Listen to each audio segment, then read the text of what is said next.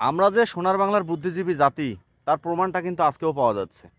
আমাদের বাংলাদেশের বড় বড় যেটা ভ্যাডাং ভ্যাডাং পত্রিকার নিউজ প্রোটোকল আছে, সেই সাথে আমাদের যে খেলার যে নিউজ প্রোটোকলগুলো আছে তাদের একটা নিউজ একদম হরহামেশা চোখে পড়ছে।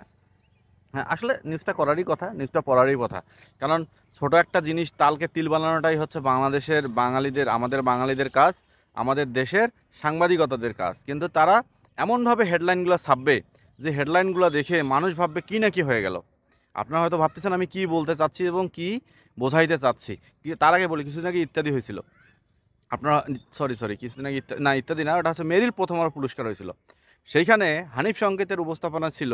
হানিফ সংকেত স্যার উপস্থাপনা করতেছিলেন এবং সেখানে একদম সুন্দরভাবে কিছু মানে দুই একজনকে, মানে অতিথির যে আসনটা থাকে সেখানে নামাই দিয়ে বলা হয়েছিল আপনারা রিপোর্ট করেন। সেখানে আরিফিন নিশু, তারপর সাপা আপু, আরও দুই একজনকে বলা হয়েছিল রিপোর্ট করার জন্য, কিন্তু তারা এমন হেডলাইন দিছে যে হেডলাইনগুলো শুনে অনেক হাসি পাইছে। এবং সেটাই হচ্ছে আমাদের বর্তমান সাংবাদিকদের অবস্থা এবং বর্তমান যারা কি বলবো, মানে যারা পেজ আছে, ফেসবুক পেজ থেকে শুরু করে বিভিন্ন পত্রিকার পেজ, তাদেরও একই অবস্থা।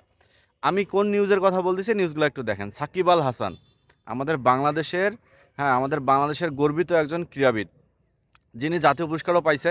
হ্যাঁ, যার ক্রীড়াবিদ নিয়ে কোনো প্রশংসা নেই। আরে ভাই, বাংলাদেশের প্রাইম মিনিস্টার যতটা পরিচিত না, বাংলাদেশের রাষ্ট্রপতি যতটা পরিচিত না, বাংলাদেশের ক্রীড়ামন্ত্রী যতটা পরিচিত না, ততটা বেশি পরিচিত হচ্ছে আমাদের আমাদের স্পোর্টসম্যানরা, যারা ক্রিকেট খেলে, যারা ক্রিকেটটাকে ধ্যান ধারণায় নেয়, তারা। সাকিব আল হাসান, মুস্তাফিজুর রহমান, তামিম ইকবাল, এরা সব থেকে বেশি পরিচিত। এদের জনপ্রিয়তায় সব কিছু তুঙ্গে, কারণ এদের জনপ্রিয়তা, এদের দেখা যাচ্ছে যে পপুলারিটিটা এত, সেটা হচ্ছে মানুষের ভালোবাসা থেকে। হ্যাঁ, এখানে কোনো রাজনীতি না, কোনো স্বার্থ না। আর ক্রিকেট বাঙালিদের আবেগ। সেই সাথে সাকিব আল হাসানের র্যাঙ্কিং হারাইছে দেখে বাংলাদেশের বড় বড় নিউজ প্রোটোকল যারা আছে, বা বড় বড় ফেসবুক পেজ থেকে শুরু করে পত্রিকা যারা আছে, এরা মানে খুশিতে আত্মহারা। তারা এমনভাবে নিউজ করতেছে যে কি না কি হয়েছে। আরে ভাই, সাকিব আল হাসান সাকিব আল হাসানই, সে ফর্মে নাই, সে ফর্মে ফিরবে। সে ফর্মে নাই দেখে তাকে এখনে দুইটা ম্যাচ বা দুইটা টুর্নামেন্ট দেখে তাকে বাতিলের খাতায় ফালাই দেবো, এমন অকৃতজ্ঞতা তো আমরা হইতে পারি না ভাই। ভীমদেশের ক্রিকেট বিশেষজ্ঞ যারা আছে তারা অনেক কিছুই বলতে পারে, যারা ক্রিকেট অ্যানালাইসিস আছে তারা অনেক কিছুই বলতে পারে। তাই দেখে তো আমাদের নাচলে হবে না ভাইয়া। কারণ আমাদের দেশের ক্রিকেটটাকে যারা সারা বিশ্বের দরবারে যারা নিয়ে গেছে বা বিশ্বের কাছে নিয়ে গেছে, তাদের মধ্যে হাতে গোনা কয়েকজন।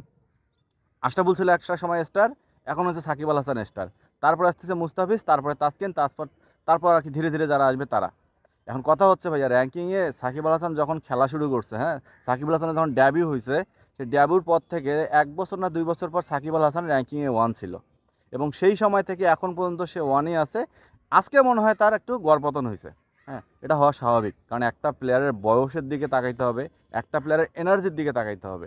আর ভাই, স্থান তো সবসময় ধরে রাখার মতো না। এটা তো ক্ষমতা, মানে ক্ষমতা না যে আমি সবসময় ধরে রাখবো বা আমি সবসময় এটা নিয়ে পড়ে থাকবো। সো হারাইতে দেন, আবার সেটা ফিরে আসবে, এটা নিয়ে কোনো চিন্তা করেন না। হ্যাঁ, আবার সেটা ফিরে আসবে। সো হারাইতে দেন। আর আরেকটা কথা বলে দেই ভাইয়া, আরেকটা কথা বলি, র্যাঙ্কিং নিয়ে কোনো আসে যায় না। র্যাঙ্কিং নিয়ে যদি কোনো আসে যাইতো, তাহলে ইউএসের কাছে পাকিস্তান হারতো না। ঠিক আছে, ইউএসের কাছে পাকিস্তান হারতো না, আর আফগানিস্তানের কাছে নিউজিল্যান্ডের মতো টিম হারতো না।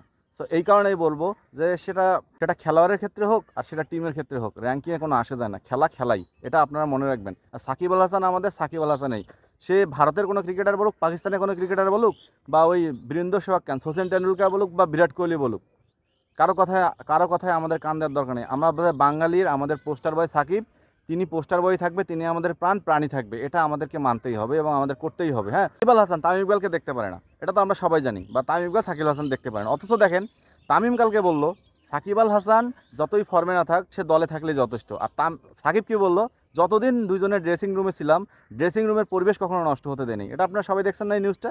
অথচ এই নিউজটাই কিন্তু বেশি আসে নাই। তো এটাই হচ্ছে ভাই ক্রিকেট। কারণ ক্রিকেট হচ্ছে সবসময় ভদ্রতার খেলা, ক্রিকেট ভদ্রভাবেই খেলতে হয়, এবং ক্রিকেট হচ্ছে বন্ধুত্বপূর্ণ খেলা। শত্রুতা থাকবে মনে, বাইরে, কিন্তু ক্রিকেট বা ক্রিকেটের মাঠে না। কারণ তারাও জানে ক্রিকেটটা আমাদের বাঙালির আবেগ। রানাউটে যারা দেখছেন চ্যানেলটা সাবস্ক্রাইব করেন, পেজে যারা দেখছেন অবশ্যই ফলো দিয়ে রাখবেন।